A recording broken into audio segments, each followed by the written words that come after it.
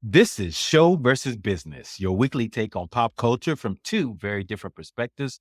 Your hosts, the real Theo Harvey and Mr. Benja, come with all the relevant info about the week in pop culture.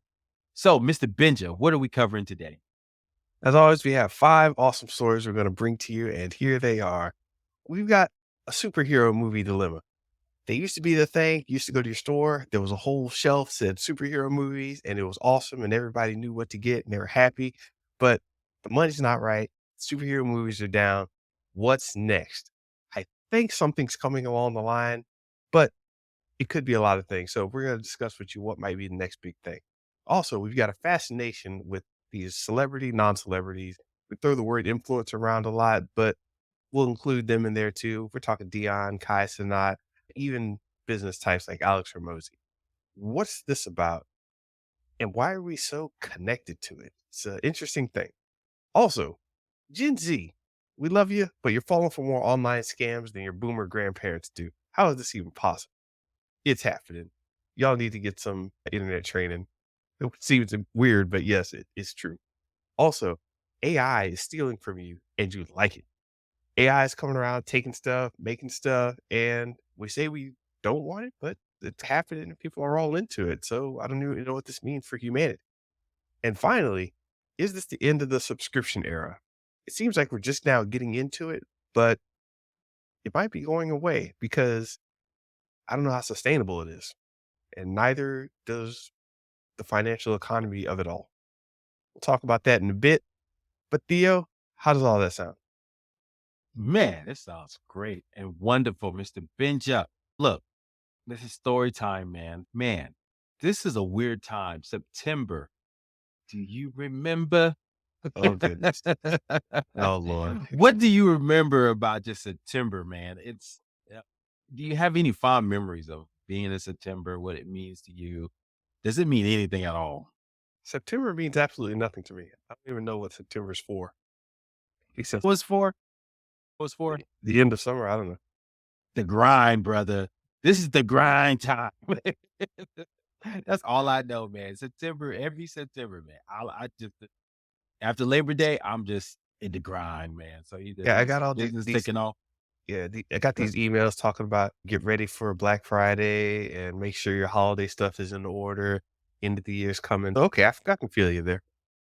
That's what I feel like, man. It's the fall push, baby. We talked about this previously, but I'm in the throes, man. Last week, yeah, I launched a coaching program for corporate folks just on the side, just to help them with transition to entrepreneurship. So I had some folks I talked to. So that started to build bubble up. And then my core business starting to talk to more customers and trying to maneuver some negotiations and contracts.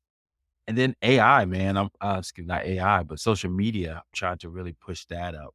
I launched a new live show, Thursday Night Live with Theo, that's showing up on IG. Go check it out where I interview interesting entrepreneurs. So yeah, man, I'm just in the throes, man, in addition to juggling family life. But man, the fall push is real, man.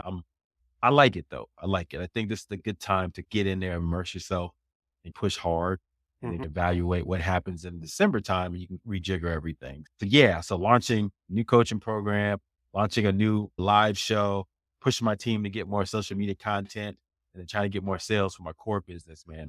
This is the life, bro. I'm in it. Is this a BBL? ABBL? Oh, wait. Oh, wait. I'm sorry. ABL. Always be launching live. What is it? Oh, I thought you said BBL, man. You know what that stands for. Yeah, yeah. I know it stands for always be launching live. That's what I'm talking about. Though. I'm not talking about the other thing. No. Yeah, man, you demonstrate this. I think you did something like this about a year back or so, and all these contacts at InvestFest recently. So I have all these conversations I'm having about being an entrepreneurship as I'm talking to corporate folks like myself. I was there in corporate America, worked for Cisco Systems for 20 years. I see the things that they're struggling with to try to launch their own businesses on the side and things like that. So I figured this is a good time to just launch something and start putting my expertise out there and communicating. So we'll see how it goes. So like I said, this is an effort to build my own brand. Obviously, I'm building my core business around helping doctors connect to their patients more effectively. Yeah. and then building this brand too. So like I said, I got a lot of different things going on. But yeah, so my goal is to just start to do a little bit different, try different things. I think you talk about this, looking at Gary Vee and what he's doing with his content. I might try some of that, listening to other podcasters and seeing what they're doing that's different. So yeah, man, I want to start to accelerate things. But one of the things we talked about before we got on this, one of the things I regret, I try not to regret a lot of things, but one thing I regret was I was in this podcasting game back in 2012, man. I had started 2 podcasts. I did one with my buddy where we talked about cloud computing. I think you did the logo for me. That was a technology. Everybody was hyped about that. And I did one about TV shows, and I did it with Pacing Pete. We did a Breaking Bad the last season. And man, and that was 2012, man. And it was hard as hell to post anything on the internet, do all this stuff to get it uploaded to the iCloud, Apple. But man, if I had continued it, man, because I'm listening to all these guys listen to when they start their podcast, they start like 2018, 2019. So I'm trying to start 2020. I'm like, dang, man, look if I had did it then and just kept it going. I wouldn't be talking to you, Mr. Benja, right now. I don't think. I would be doing Yeah. something else. But it's just I'm just thinking. So what I say all I have to say is I don't we've been doing this almost 2 years now. I'm like, man, let's not stop, bro. Let's just keep going. So that's my passion. It's just I highly recommend anyone. Just do it for the long term, man. Don't worry about the numbers. Just keep doing it because you never know. So that's my advice to everyone. Yeah, that's good advice, man. And speaking of the numbers, like you mentioned, I was listening to your boy Benjamin, Dr. Benjamin Hardy, his podcast, which is that actually pushed something else out of my morning podcast rotation. So Oh, I have a certain podcast rotation. I listen to some news ones. Then when I'm cooking breakfast, I listen to something else. And then it's a real little quick little podcast rotation, right?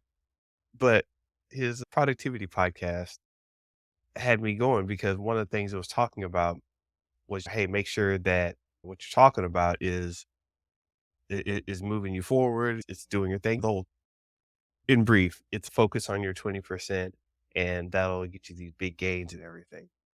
And he was talking about that. And while he was talking about it, I really started thinking, I was like, huh, yeah, I need to go a little more, I don't want to say hardcore, but hardcore on these certain things because one thing they don't talk about a lot, but it's understood is that old phrase, half measures availed us nothing. mm, And he didn't say that, but that was the subcontext of it. And I was poking around and I was like, yeah, I can't just like I make content calendar. Okay. But are you really actually going to do it? What are you going to drop? How are you going to put it out there in a way that people know that you're actually serious about it? And man, it hit me. And you remember that book, 12-Week Year? I don't know if you know about that one. It's a way of divvying up your year into these 12-week chunks with little break periods. And I was looking at it and I was like, yeah, all of this stuff is good, but I have to make it work for me so it actually does the thing, right? mhm. If they write a basketball book, how to do X, Y, and Z, and you're like, shoot, they keep saying come at this from the right side, but I'm left-handed. How does that work for me? And you got to try to change things up a little bit just to work for you. So I'm looking at 12-week year and I'm like, yeah, this works when you have like a playbook. But when I was 3 weeks into something and I was like, this ain't working. Mm, So now I have to change the whole 12-week year process to allow for massive readjustments in the middle of it. And that's actually what I used to do. We used to do in video games. We'd spend like a month on something and we're all standing around looking at a computer, watching it. And we're like, is this one of those times we all look at each other? It's like, God damn. All right, everybody start over. Throw that away, throw that out.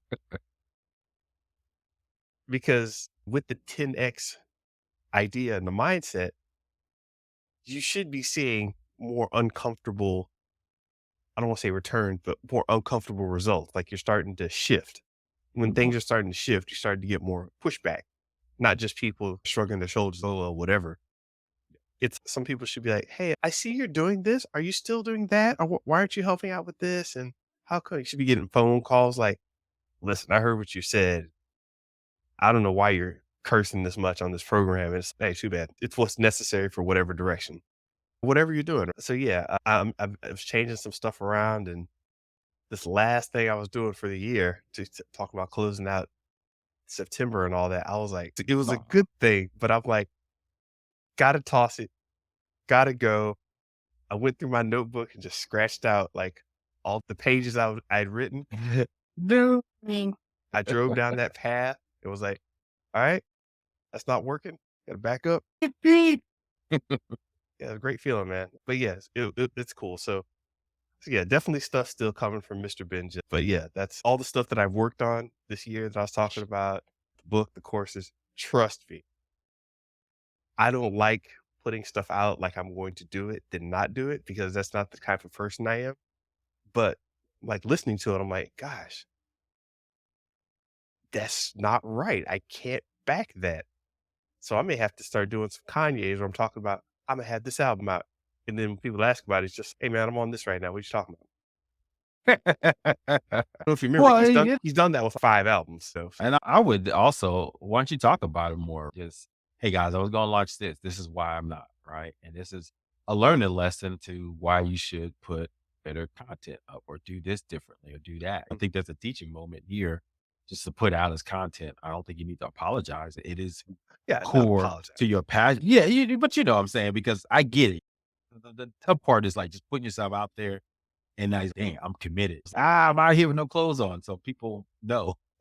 But now you're like, "Oh, crap. This oh, no, it's a little colder than I thought. Go put some drawers on real quick." But tell them why you put drawers on. "Look, this is what happened. This is what it is, and so I have to learn from and hopefully you can learn from this experience too." So that would be my only, piece of advice. I don't think there's anything wrong with backing up the train no matter what you announce. People change all the time. I would advocate that you should just put more stuff out there. Well, yeah, exactly. Overcommit yourself. That's what Grant Cardone said, "Just put your stuff out there." "Oh, Com I'm doing Thursday Night Live." My team went, "What?" I said, "Yeah, we're just gonna do it. Reach out to these guys. We're gonna just show up and we're just gonna make it happen."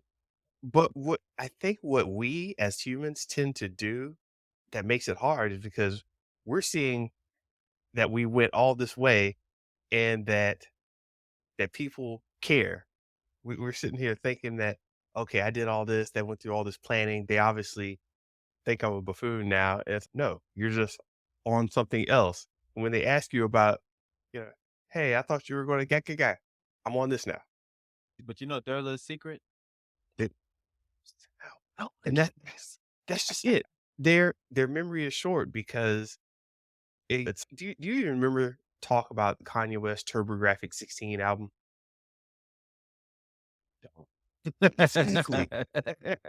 So, after 808 and Heartbreaks, there was this he's going into this electronic music phase, and he had played around with a Yeah. lot of electronic sounds and stuff like that. Even Big Boy was it seemed like this vibe was going to move in this electronic/hip hop direction. And I said Big Boy because he was working with Square Pusher and some other electronics EDM type of music guys, and we thought that was about to pop off. There were connections with, your boy, I forgot his name, but a bunch of EDM stuff was about to happen, and Kanye West was like, "Yeah, TurboGrafx 16 is gonna happen, this and that," and suddenly it was just like, "Hey, I'm over here on Keeping Up with the Kardashians, I'm talking about this, I got this new thing coming out, look at my boots," and everybody's, "Oh, yeah, boots, okay." And they completely forgot about the TurboGrafx 16 album. It's just amazing how it disappeared from the consciousness, and it was actually, like, a thing people were talking about. So, yeah, people ask me, "Hey, whatever happened to" oh, I just go back and delete that post, man. What are you talking about? What are you talking about? What you talking about, dog? I'm on this now. How come you're not on this? You need to shut up and get on this. Yeah, exactly, exactly. I think more people need to be like artists, to be honest with you. More I thought about that today. You guys follow your passion, which is I think that's instrumental to anything because that gives you the energy just to want to do it anyway. And then you stay true to who you are, who your person is, right? And who's true to you. So it at the time, Kanye was all about electronic music, but now he was into fashion. So I said, you know what? This is really true to who I am and getting closer and closer to that ties in that passion. and then you just perform after that. And then people forget because what you perform will probably be at a high level that it'll blow people's minds that they'll forget about what you said before. So Yeah, those 3 Ps, man, I would just say follow your passion, keep it close to who your person is, and perform it. And I think you forget about all that. definitely. Speaking of forgetting about it, you ready to jump into these stories? Let's do it, brother. All right, all right. Story number one: superhero movies are done. What's next? And then some. I didn't make that right at first, but I felt I'd continue going with it. So yeah, man, superhero movies. They're falling off the cart. Marvel's screwing around, DC screwing around. We thought somebody might come up from Image. Nope. We thought somebody might come up from Valiant. Hell no. So yeah, it looks like we might Malar be. World. We thought Malar World was going to Oh take off God, on Netflix. man, I still ride for Jupiter's Legacy, but no comment. ride straight into a tree, man. That's the Jupiter's legacy. Jupiter's nuts.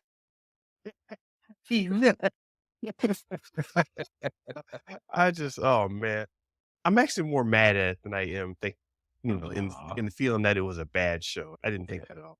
But I'm just more mad at that they didn't bring it together like they could have. Anyway, They probably should um, start with Nemesis. Nemesis is a better story, in my opinion. But no. yeah. Hey, you know what?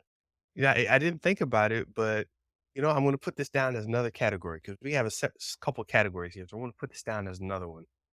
Yeah, there we go. All right, I'll explain that in a second. I just typed it in the. But yeah, so I thought about this. What categories could we be looking at for the new live action, the new I said live action because of anime, the new what's going to be the new big thing? And I'm supposing it's going to be some version of something, and it could be live action anime. We start getting a new superhero thing from live action anime or pirate movies. We could go into the whole pirates could be a thing.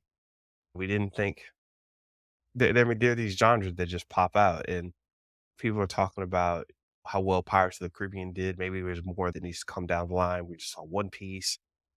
Maybe there's some sword and sandal movies coming back. Maybe rom-coms are gonna make a big thing. It's probably not going to be expected until after it happens, then everybody's gonna say, "Oh, yeah, I knew that was gonna happen." Sci-fi, maybe there's another sci-fi property out there that's suddenly gonna pop off and make everything really just snap together. I don't know. Or reality TV is gonna make a new type of entree into the world. But one thing that I thought of that was an interesting one, I wanna add it to the mix and we can discuss a little. What if we had, like, the '80s, '90s cartoons, sitcoms or whatever, and we reintroduce them in a new live action way? I'm not even talking about a genre, just the concept of taking stuff that we would have liked to have seen in live action and make it live action. And Ben 10 live action. And after that, it's Care Bears live action. Jason the Wheeled Warrior live action. All those '80s hits, man. What do you think? We're gonna talk about Hot Wing again. That damn Hot Wing, Okay. From Silverhawks. Silverhawk. I'll start there first. We already did it with Transformers, right? They just had their 4 live action. They still did pretty decent. Didn't do a billion like the other ones did, but did pretty decent. So they'll probably have another one. And spoiler alert, if you haven't seen it yet, the last was it Rise of the Beast Transformers movie. They introduced G.I. Joe. They already had live action G.I. Joe, like 2 versions of it.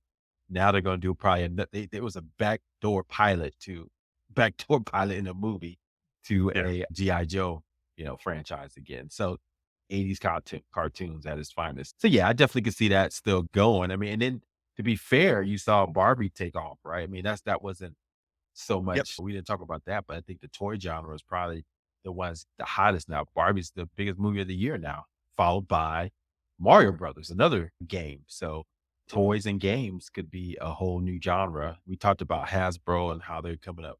They got like assembly line of movies that they're ready. They're lined up. That Uno movie, man, I'm so hyped for it. I'm Uno ready movie, for it.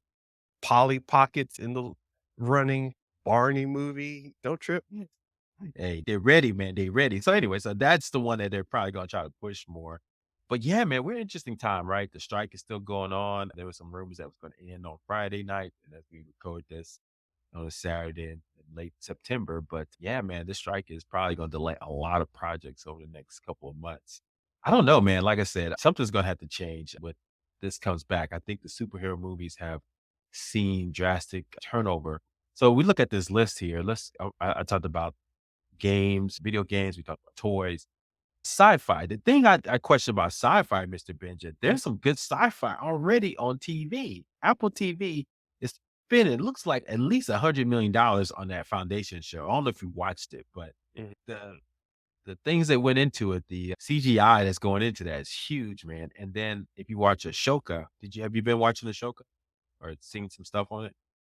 I need some time to just take Disney back in again. I'm gonna do it, but yeah, I haven't. Go ahead though. The point I'm trying to make is they just had a big show recently and they had a galactic starship. It was like you thought you saw a movie, man. It wasn't just the long form. When they began Star Yeah, Wars, they had that long shot of the Star Cruiser just overhead. No, it was like extended shot, and they had all the stormtroopers and all this stuff. I'm like, dude, that had to cost a pretty penny. So why am I going to movies when I can just watch this at home? So yeah, anyway, that's my point about sci-fi movies. I think the only big budget one sci-fi has been Dune, and they're yeah. delaying that again. If I go back up your list, rom-com, I don't know, man. That it's hard to get people to pay money to go see rom-com movies when there's so many on Lifetime or Yeah. I did say movies, but I said superhero movies are done. I wasn't necessarily saying that we need to be focused on movies though, because that's like another discussion. I don't know if we're considering just, hey, screw movies, we can watch all these from home. And I was just wondering what's the next big thing? I don't and that does the yeah, next to big thing me, have to have movies? good point. Good point. The conception of when Avengers Endgame came out, that was like the big movie of the year. And that was a culmination of 20 years of building, not 20 years, but 20 films or so to build out this whole storyline for film. It's been sputtering ever since. And Marvel created this whole genre, this universe, right? The MCU, and everybody's trying to emulate that, but no one's been able to recreate it. And to be honest with you, Marvel is starting to stutter, right? And I think it's probably starting to stutter because or what's happening in TV. There's just too much product out. So yeah, to your point, I think the movies drive a lot of this. When you say what's the next big thing, Barbie is the biggest movie about Barbie. You probably didn't watch it, but that was a big thing. Mario Bros. Is a big thing, right? Because I do feel like yes, there's a big show on TV like The Last of Us. Sure, people enjoy it, but it's not. If it blew up on a movie, I think there's a big. This it's almost like a prestige thing. I'm a movie star versus a TV star, a streaming star. Yeah, Yes, it's a hot show, but if Stranger Things was a movie, I think all those kids would be doing way more stuff. yeah, yeah. This is just a little separate class to movie stardom. But anyway, real quick, just to finish out this list, rom com. I doubt that. We talked about this interesting concept Netflix came up with called Choose Love, which is and they call it interactive movie. I think you and I call it Choose Your Own Adventure type movies Yeah. like Bandersnatch. And it's weird. She's got 3 different guys that she can choose from, and guess what? You get to choose who she ends up with. There you go. That's the Choose Your Own Adventure. There's actually a subset of video games that are incredibly cheap but make a lot of money, and it's that type of they they're called dating sim games, and they're incredibly annoying. I actually bought a couple off of Steam just to find out, "Oh god, okay, I'm hearing about these again. Let me play through these," and they've Wait a got minute, is this recent? This is taken off recently, or has it always been there? no, it's been These there in the games wings. If you go to an airport, you see all the romance novels, you're like, "Who is buying this shit?" And that shit's being bought. Yeah, yeah, it can totally happen with, Choose Your Own Adventure, but where they're just out there, where they're not really popping off. I see what you're saying. Mhm. Sword and Sandal, sure. I remember Gladiator, that was a big thing in the early 2000s, and they had a bunch back to back. We'll see how Spartacus. that yeah, Spartacus. Oh, man, that was a great show. I always talk about that show. But, yeah, stuff like that could take off. And you remember Hollywood in the early when it first started, that was like the big thing. Ben-Hur, because Mhm. the big spectacle, and that was something that Hollywood went into. But yeah, man, I think that the one in the running in pirate movies, sure. I think we'll see. I always thought it was weird in a world where there were superheroes and what's that? Damn, I'm drawing a blank now. Watchmen.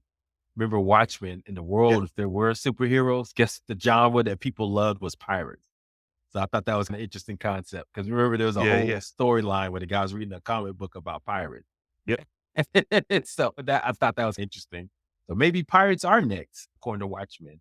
But really, I think anime, man, I think that's gonna be the next one. We saw the different attempts live action anime that you probably noticed more than me. Crunchyroll, they're always putting out movies out there and they do well. Like Yep.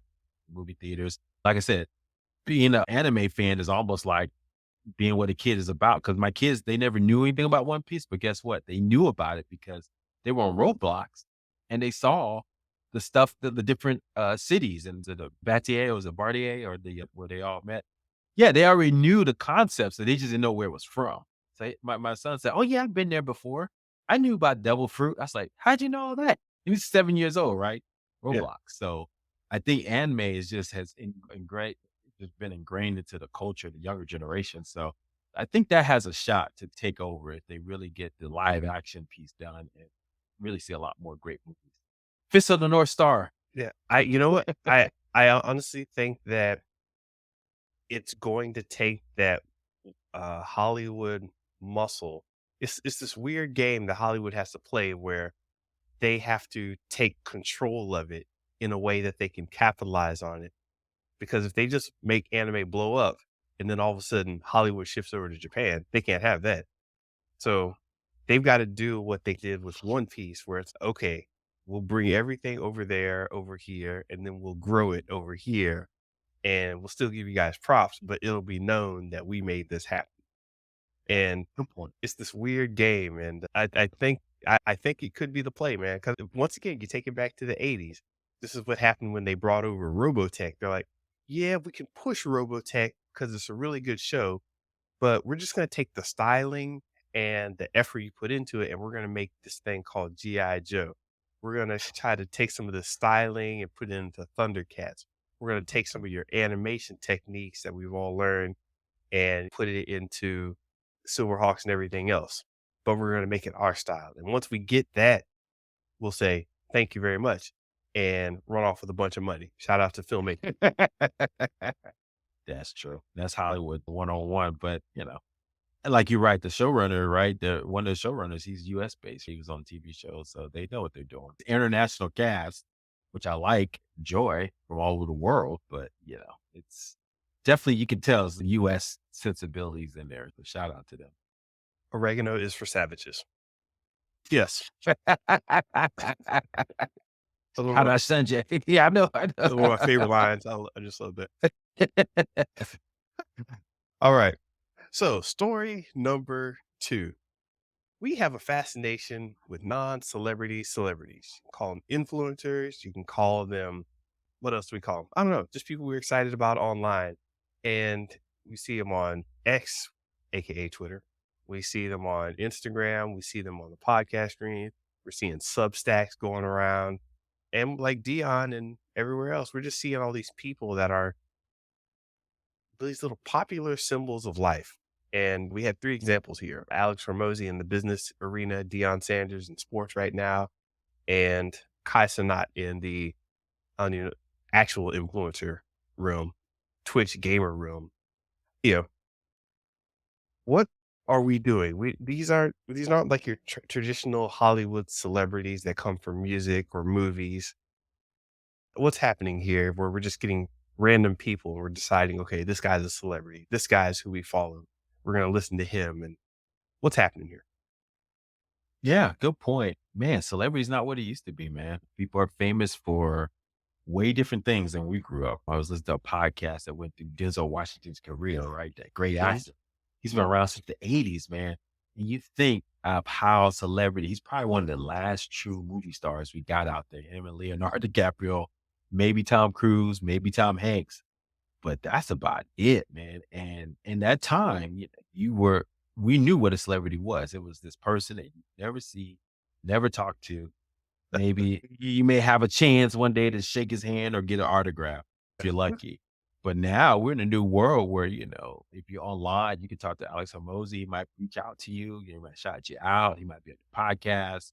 Deion Sanders is approachable. He worked at HBCU. I mean, he's a Yeah. sports guy. So he's always around. And Kai Cenat, I'm sure he hustling, doing reaction videos. He may react to your video. So it's like we're in this new world where these quote unquote celebrities are just more ingrained in our lives. And so they're almost approachable. Twitter, I say, was a big influencer in that because when it launched, remember, people were excited that I remember one time I did something somewhere. I was like, oh, this famous person liked my post. I was like, oh crap, they know who I am. So it's like Yeah. that interaction and you feel like them and you can talk to them any old way. It's almost like celebrity has become not so much this thing that's far from us and we can never be, but more, hey, that's my buddy. And I listen to him because, me and him are buddies in our own minds. And Yeah. shout out to Alex Hormozy. I'm wearing in our own mind. This is his brand. I'm wearing on my head, right? It's like Mhm. he's literally in my mind right now because of he has influenced me in some way. So I think that's where we are right now. That the celebrities are more ingrained in our lives and a part of us, as opposed to just this far out thing, that we hope to maybe see one day. If that makes sense. No, totally. It makes a lot of sense. And we're looking at how big of a business this is. So I know people are actually out there thinking about it because you got 3 different case studies here where Hormozy that you just mentioned, he's using this celebrity power and telling you like, "Hey, listen, I'm not even trying to sell your product. I'm just out here for the attention so I can bring in clients for my much bigger thing. So I'm just using this whole machine as a hype beast and just a machine to make the whole thing happen." And it's okay. Yeah, we're still good with it though. Carry on, man. We like seeing you on professional interviews in a tank top and a nose guard. Yeah, that's great. That's his branding. So yeah, it's just a thing. And Deion Sanders, we got this little story that Deion Sanders sunglasses line with Blenders Eyewear made 1.2 million in sales yesterday.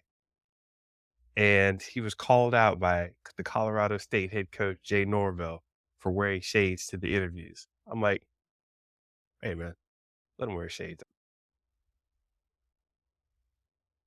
Yeah, they still beat Colorado, just FYI, but Colorado State. But yeah, Deion Sanders gonna do Deion. Shout out, they just lost as we recording this to who they oh shit, I'm drawing a blank right now.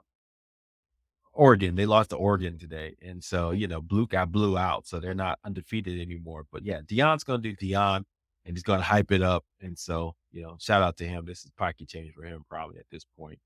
But Yeah. yeah, but just think about this. He brought celebrity into these coaches were celebrities, quote unquote, right? But they were just celebrities. They just Hmm. did their job, did the interviews. But he took it to a whole nother level. He went to Jackson State and revived that program. He brought his own camera crew, recorded everything, got the hype beast going, got his own Netflix show going, and then he took all that and transferred it to another city, another town. And so he just really understood how to make it all hype. And so it helps with recruiting and it helps with potentially getting better talent to win more football games, which ultimately help with everything else. So I think he's doing the right thing. Yeah, you sent me this link to music video. Must be the money. Oh yeah, I remember this from He was '96. always doing it. That's why I wanted to show you. Deion Sanders has always been one of those guys that's just that was the medium then, music videos. You remember Yeah, if you were a halfway famous black guy, you would do a music video. That's just what you did. that's the, yeah, exactly. This is difficult for a lot of people to swallow because usually there's like the class of the very, very top people, the very top, and they're so good. It's like they almost can't go without the cameras, the media, and stuff getting out there. They're just at that top upper tier echelon level where you're talking about, like them or not, Kanye West, Elon Musk. They're just at the top of the game. But then you know that, hey, there's probably somebody better that we just don't know about. How come those guys aren't popping off? And what about the people who don't take the time to do the whole media thing? What happens to those guys? Just they just lose, I guess. I don't know. That's just the game, man. And at one time, it's always been the game. Let's be honest. Think about it. The people who promoted the most won. What's his name? Oh man, the guy who created Edison. How he promoted, how he promoted, he was trying to go against That's right. Tesla had AC, alternating current. Edison had DC, direct current. And so Edison, the hype beast that he was trying to prove that AC was so more dangerous.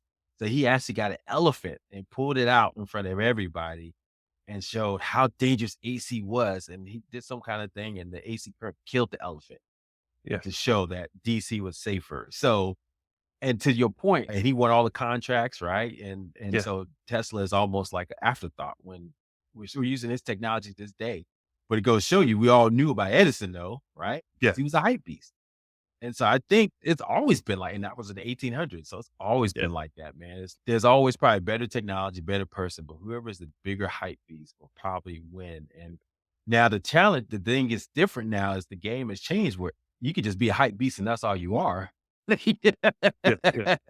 Matter of fact, it behooves you to be a hype beast first, and then you come up with what you're gonna do, right? That's the goal Yeah. now. Which is bizarre and interesting. But yeah, we definitely talked about this one, but we got to keep a watch on these guys, man. I can't have too many people just running around waving their arms and, hey, look at me, I'm the best. That's actually you suck. This actually may fall into our next story if you want to jump into that now. Mhm. Gen Z, and this is story number 3. Gen Z falls for more online scams than their boomer grandparents do. This is interesting. There's a study going around that compared to older generations, younger generations have reported high rates of victimization in phishing, identity theft, romance scams, and cyberbullying. A study put out by Deloitte saying that Gen Z Americans were 3 times more likely to get caught up in an online scam. How is this happening? I thought they were supposed to be raised on technology, internet only babies. The social catfish report back this claim also. It's just, yeah, all these kids are falling for stuff. What's going on? Yeah, man. These kids, yeah, I think the term you're looking at digital native, right? Digital native. And so they're supposed to like just know how this stuff works, but and it's supposed to be very suspicious. But I think the challenge with social media is that and video is that people trust people over time. They have to know and then trust you before people buy stuff from you. And because someone's consistent, posting stuff up consistently, reach out to you consistently, you like their personality, you know them, you start liking them. 'Cause, oh, he's funny. Oh, wow, look what he's talking about. And then now he's got something he want to sell you, then you're like, "Oh, sure. Why not buy from Net? Why not buy from" what's that influencer that has a bunch of scams? Paul, what's his name? Paul. Jeez, I can't the boxer now. I don't know who Oh, I'm Logan Paul. blank on his name. Yeah, Logan Paul. Yeah. Logan Paul has something he wanna sell me. He's got an NFT project about a game system. I'm all in, baby. He's been Yeah. posting for 10 years. Why? He's a Twitch star. He did this. Yes, why not? And so I think that could be the challenge too, that they're falling for a lot of this stuff. And so it says social catfishes 2023 report said for online scams found that online scam victims under 20 years old lost an estimated 8.2 million in 2017. Mr. Benja, they basically they almost 4 times that. They said no, 3 times that. They said in 2022 they lost 210 million. They went 8 million to 5 years, roughly 210 million dollars and lost money due to scams. And so it's yeah, man, it makes sense. If you're living on the line, Yeah. people are just scamming away. And then this AI is gonna even make it worse.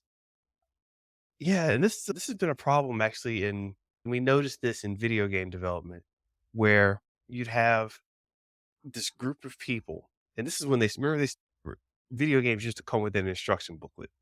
So you take it home and you read the instruction booklet and it's okay, this happens here, that does this, that does that, and you just get in and play the game.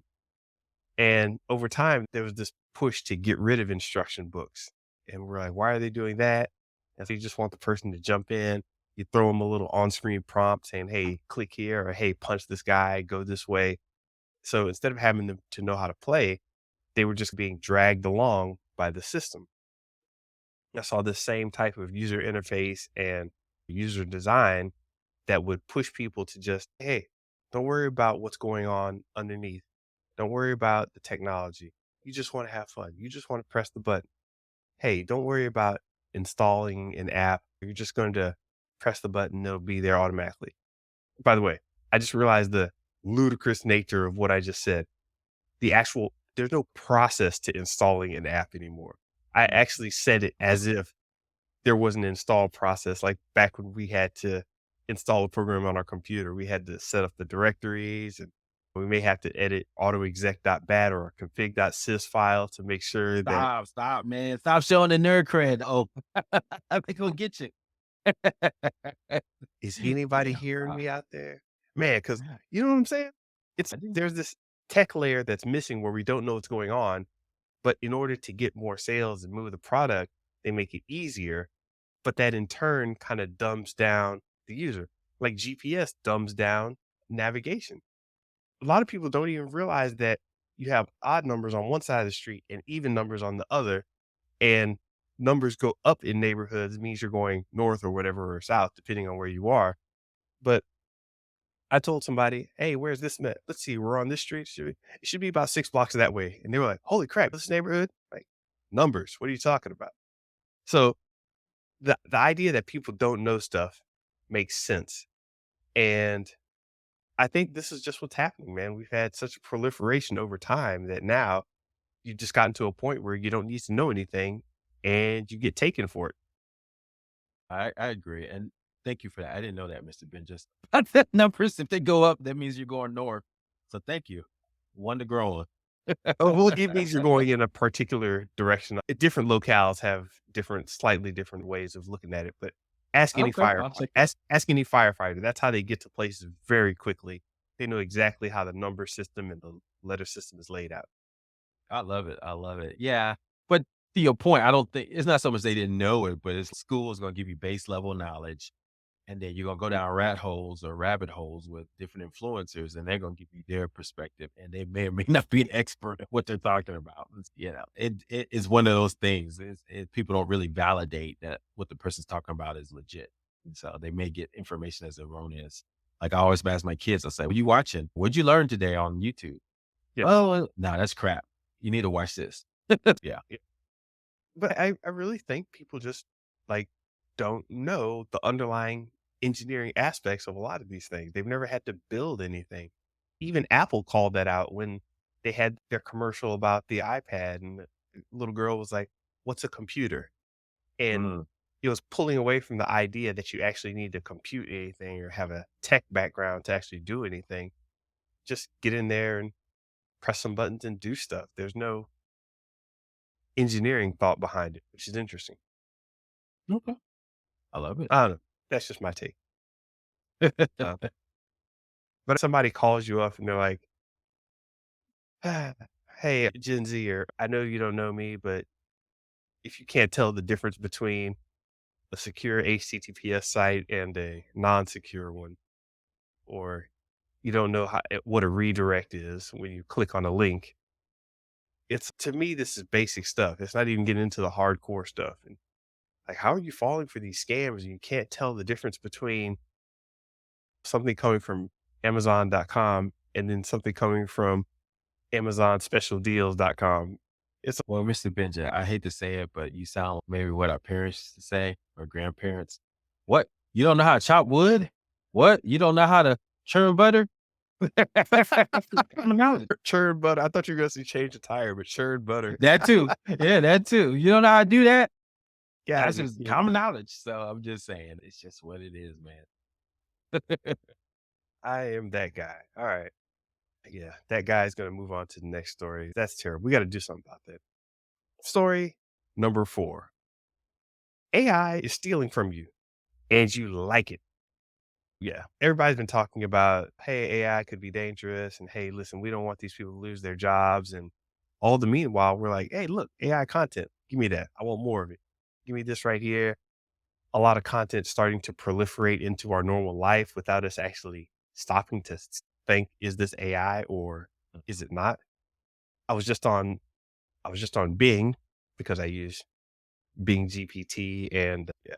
I actually downloaded the Bing browser, the Edge browser, just to really get the juice out of it.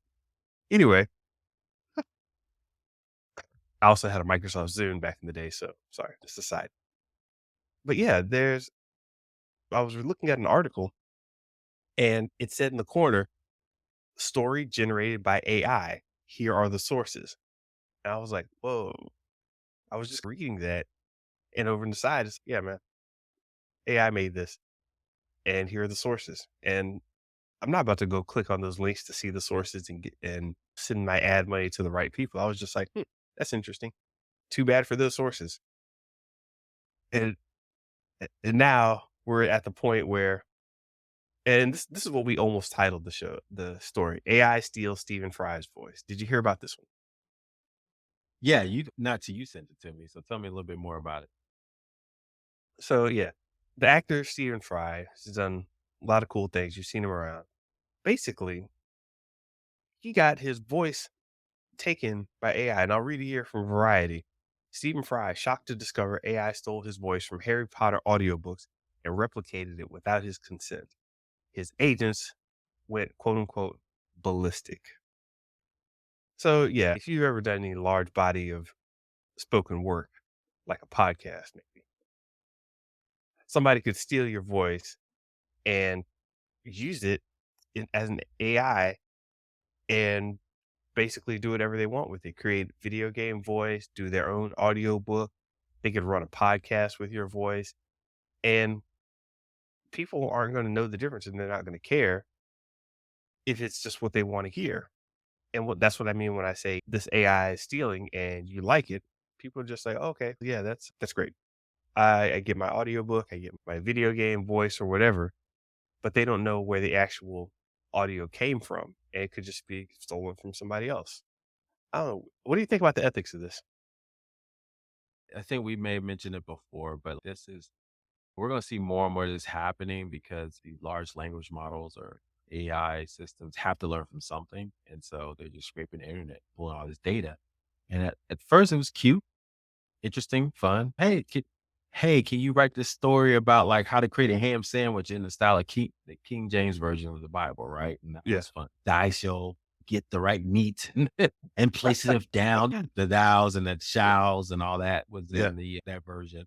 But yeah, we're done with that, man. I think people realize, wait a minute, learning from stuff that I wrote, and the voice thing is and Stephen Fry, who was the voice of the audiobooks for Harry Potter. Yeah, man, if they start making more of these or do something else, that was a good paycheck for him. And we talked about it willingly, folks who've done it, James Earl Jones, right, for Darth Vader. But yeah, when it's done without your consent, that's one of the reasons why these actors are striking, right?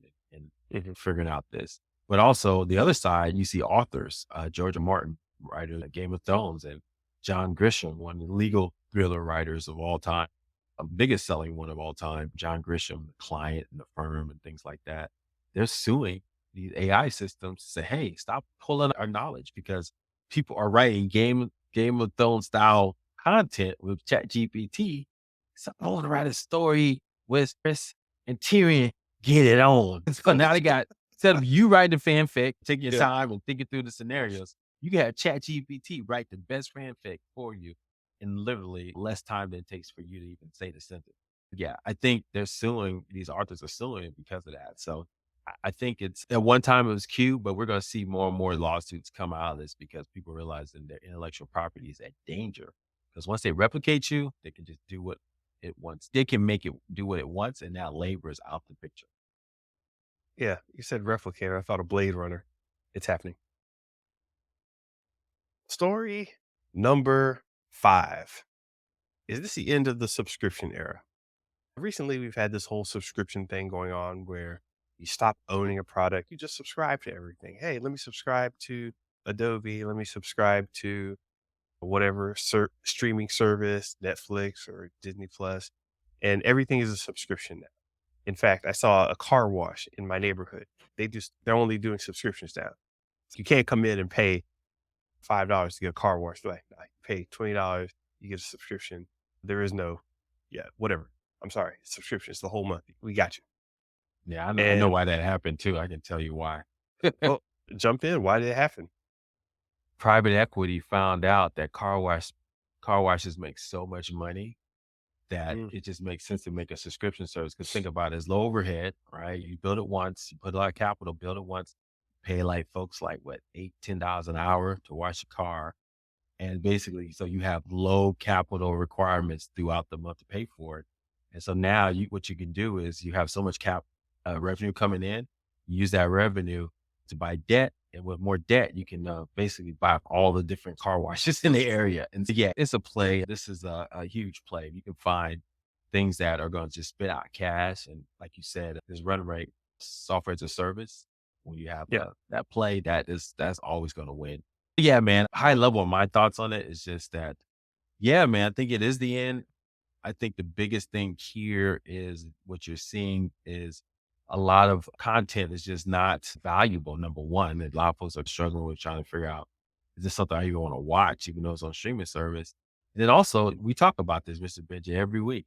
I have a lot of subscription services. You don't, because the cost, inflation's going up, gas prices are going up, things are going up.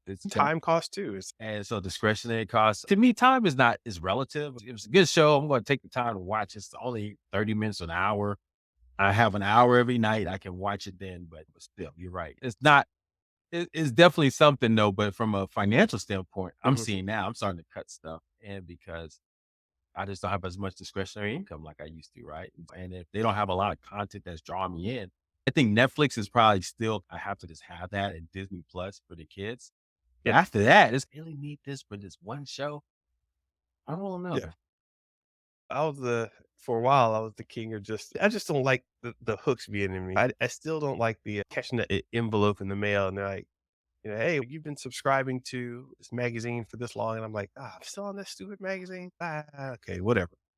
But yeah, this is this era of asking people to subscribe for things. One of the reasons that it's relevant is because we've taken this subscription kind of service model and it's not totally sustainable when you try to push it onto the user base. And we see that with Substack. This guy wrote a nice article, Nick Hilt. He wrote a Medium article in Medium Substack, so he's in that world anyway, where basically he was saying that, look, if I get on Substack and I start making money, that's cool. Then it gets a bazillion people on Substack trying to actually make money off of it. That's just not going to happen based on the numbers. And you have these tent pole dynamics where one or two or three or four people, a small percentage, hold up the entire tent and everybody else just falls off dramatically. And they can't sustain themselves with the views, the readership, or the subscriptions. It's just off this dream. And if enough people realize that, hey, wait a minute, I can't make any money off Substack and putting all this energy into it, I should be doing something else, then they stop subscribing to it themselves. They stop putting content out there. It starts to fall off. And that could be a way that it starts to die out where you have people who don't want to put time into the service to actually keep it going. How does that work for these subscription services where they rely on users as well? Yeah, I agree, man. This is one of, I think also this is a whole model of software as a service. Is that something that's still viable? I think in certain cases it can be. The price point relative to the value you get is so huge and differential. But if you're not even using a service, and or like you said, Substack, the user is not getting a value from it, and then you as a creator, you just can't come up with great ideas to keep them attractive and long enough, then yeah, it's gonna fall out. So it's tough, man. This ongoing kind of spinning wheel. I think it worked at one time when capital was cheap. And so basically startups can go in and spend a ton of money to attract as much talent, attract as much people, to get people to just try these type of services and say, hey, we'll subsidize. Uber knew, they saw the numbers. It's not gonna cost them it's not gonna cost you $5 for it to get from San Francisco to somewhere in the valley or whatever, Yeah. right? So they were subsidizing that cost until now it's the true cost. So people are like, do I really think Uber's cheaper or should I just get a rental car? So it's getting to that point where these, yeah, software as a service solutions have been subsidized so much to the consumer that, but Yeah. these software companies can't do that anymore. So we're going to see more and more price points change. So we'll see. Yep. Mr. Benja, man, this has been good as always, man. I love talking about these things. Hey, guys, Thank you for listening. We're going to take it in now, but please like, subscribe, and comment at Show versus Business on Twitter, YouTube, and Instagram. Listen to us at Spotify, iTunes, or wherever you listen to podcasts. Visit us on our website, Show versus Business. All right, Mr. Benja, take care. Peace.